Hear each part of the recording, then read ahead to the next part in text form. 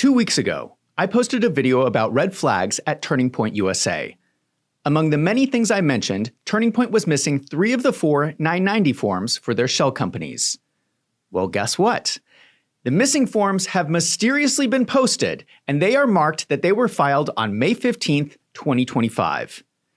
So they are claiming that they filed 4 forms, the IRS posted one, held on to the other 3, and for some reason posted them 6 months later when people started talking about it online. Isn't that convenient? But we're not going to dwell on it, because the more important thing is that now we have the missing financials. And you're not going to believe this. It gets even worse.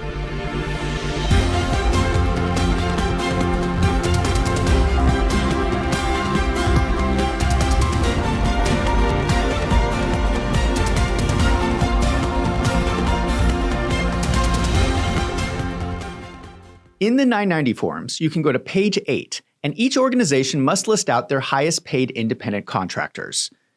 What is curious is that on the FY24 form for America's Turning Point, Tyler Boyer lists himself as an independent contractor, and he puts his personal home address. Now, I'm not doxing anyone here because it is public information on the IRS form. And I have to tell people, please do not go to Tyler Boyer's house. That is not appropriate. But I will say, if you go look up his residence on Google Maps, you will see that he lives in a massive mansion. Now, I'm not going to show his home out of respect, but you can go see it for yourself. It is mind-blowing. Where is Tyler Boyer getting all this money? But what is even more important is if you go to the other shell company, Turning Point Action, in FY 2024, their number 1 independent contractor is a company called 110 LLC. In fact, this has been one of their largest contractors for the last 3 years. These are all the payments, and they total $1,456,261 over the last 3 years. That's almost $1.5 million. The description they provide is social, digital media, ad placement. Now, there is also an address for this company. So I thought, let's take a trip and go check this company out. If Turning Point is paying them $1.5 million, they must be doing something really great. I am on location in Queen Creek, Arizona. And if you don't know, Queen Creek is a suburb of Phoenix. So I'm at the address that was listed on the 990 form. And this is strange. This is a strip mall. So I'm going to get out, I'm going to take a walk around and see if I can find the business 110 LLC. Okay, I've walked past all the suites. I've checked all the doors. The business 110 LLC, as far as I can tell, is not here. What is going on? So Turning Point is putting on their IRS form that they are sending $1.5 million to this parking lot. Well, I'm sitting here in the parking lot. The business is not here as far as I can tell. What is going on? I mean, maybe they didn't think that anyone was going to actually drive out here and check it out. But as far as I can tell, the business is not here. So my question is, do the Turning Point donors know this is how their money is being spent? That Turning Point is writing on their IRS forms that they're sending $1.5 million to this parking lot. I did some additional checking. Another thing that is strange is that there is no website for 110 LLC. How do you run a business without a website? That's pretty strange. And I thought, maybe they moved. Maybe there's a different location. But if you look it up on Google Maps, there is no location for 110 LLC. So there's no website, there's no location. Does this company actually exist? Well, we do have records that it is owned by someone named Jake Hoffman, who is actually the former communications director for Turning Point USA. He is now a Republican state senator in Arizona. Now, just to give you some context, Jake Hoffman is a really powerful person in Arizona, which may be why no one has talked about this before. In his financial disclosure statement, he lists that he is the owner of 110 LLC at the same address in Queen Creek. What is also curious is that on the financial disclosure form, he lists out 8 different businesses that are all operating out of that same strip mall. But what is even more strange is that on the financial disclosure form, he actually lists out the suite numbers. He claims that he is operating his business out of suites 105 to 503. Excuse me? That is every suite in the strip mall. How does that make sense? Is he operating out of the grocery store? Is he operating out of Panda Express? Is he operating his business out of the pet dental clinic? Now, if you watch my channel, you can tell that I'm a conservative. But I do not have a problem calling out a Republican if I see something that looks shady. And this is all allegedly. I don't know if anything illegal is happening for sure. Maybe there is an innocent explanation for all of this. I have never met Jake Hoffman, so I cannot speak to whether he's an ethical person or not. All I can speak to is what these people are writing in their financial forms. You have to admit that it looks pretty strange. It looks like Turning Point is sending $1.5 million to a parking lot to get picked up by a politician. If you remember, Baker Tilly is the accounting firm that did the annual financial audit. So they're the ones that signed off on Turning Point. They gave it a clean audit. They said there's no problems at Turning Point. Well, Baker Tilly, did you look at the largest contract? They're supposed to do an audit procedure to make sure that it's an actual company. Well, I'm sitting here in the parking lot. I'm looking around and I don't see a company called 110 LLC. So Baker Tilly, I want to know the specific audit procedure that you did to ensure that this was a legitimate company and not an illegal payment to a politician. In a few weeks, Turning Point is hosting their biggest event of the year, America Fest. All of your favorite content creators will be showing up in Phoenix, Arizona to give speeches. I wonder if any of these people have a problem with Turning Point sending $1.5 million to a parking lot. Are any of them going to address in their speech any of the financial concerns at Turning Point? Patrick Bet-David has one of the largest business podcasts in the world, and he has been a major contributor to America Fest. He is the business guy. Can he explain this to us?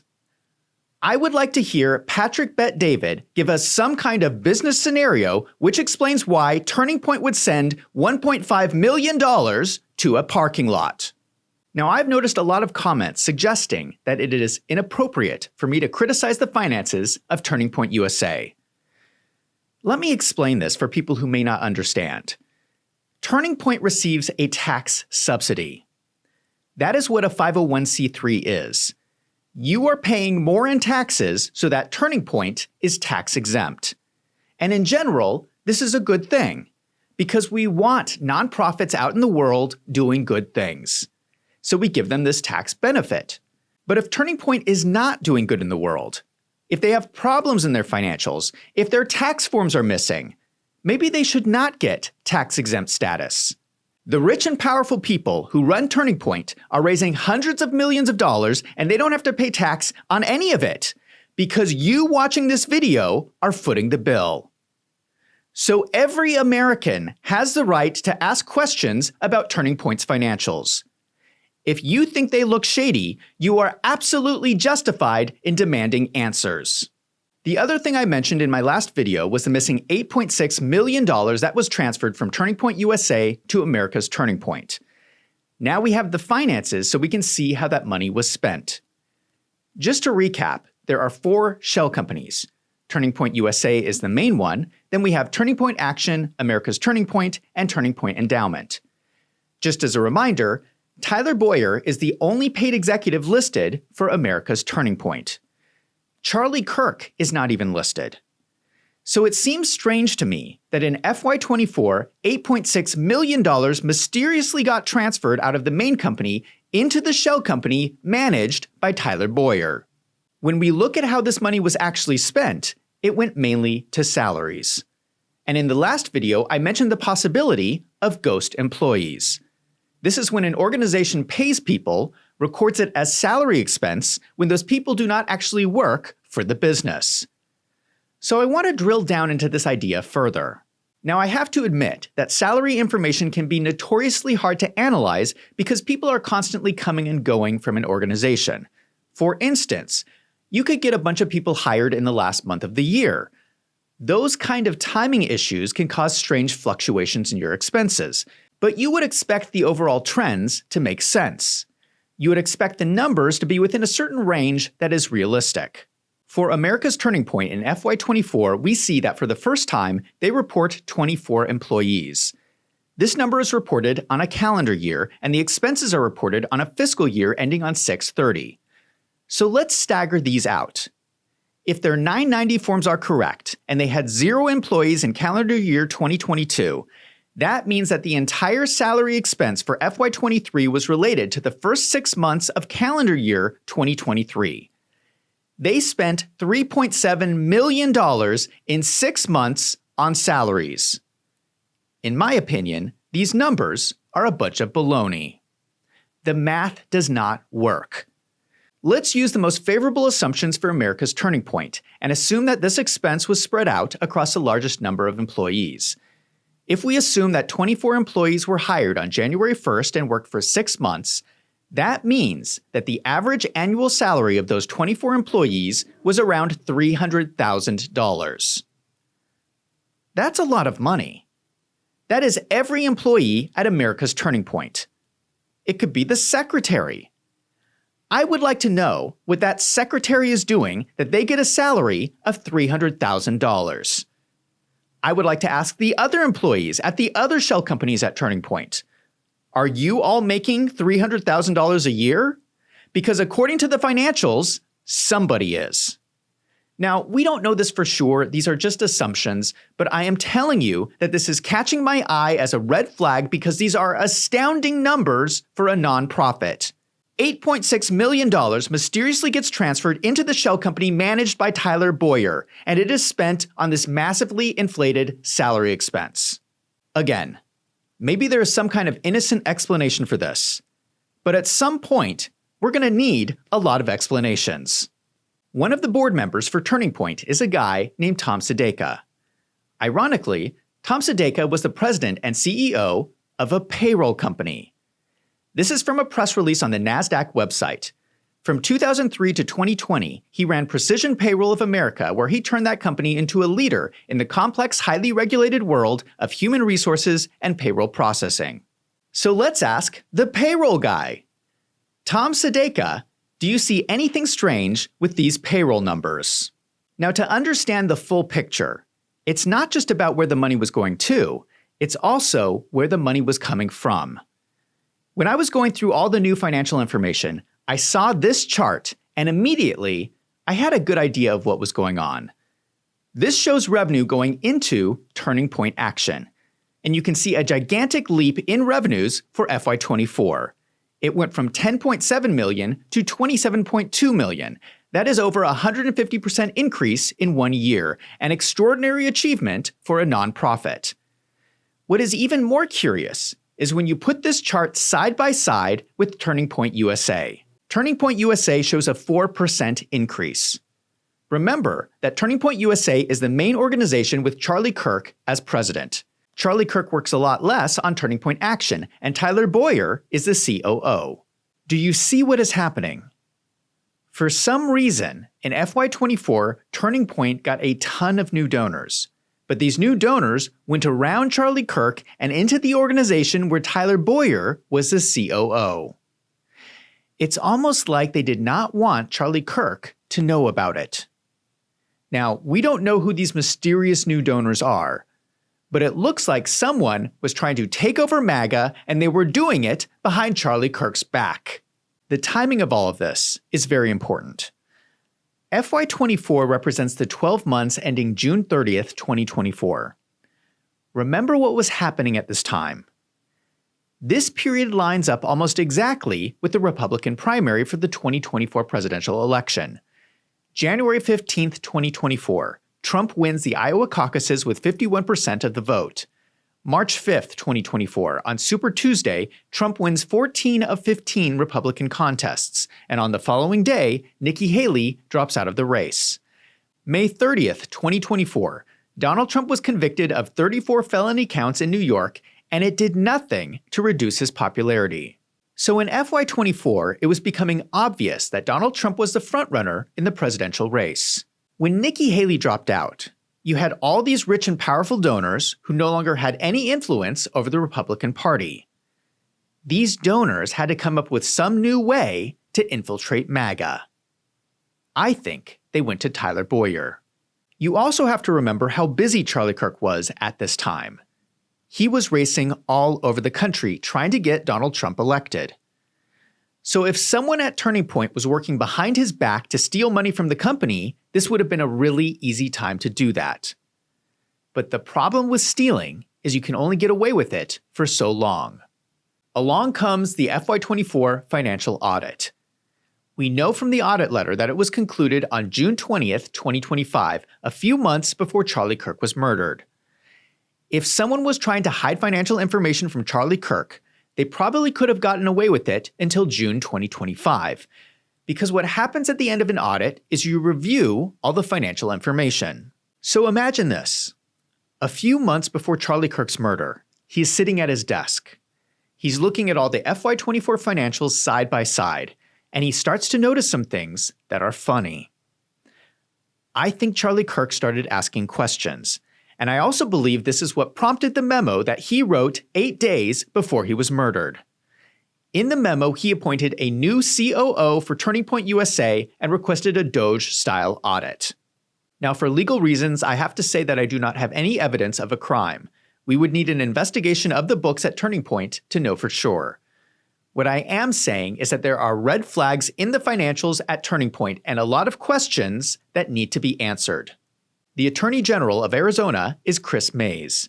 She has jurisdiction over this situation. Kris Mayes is most well known for trying to arrest the Trump electors in Arizona. That case fizzled out and did not go anywhere.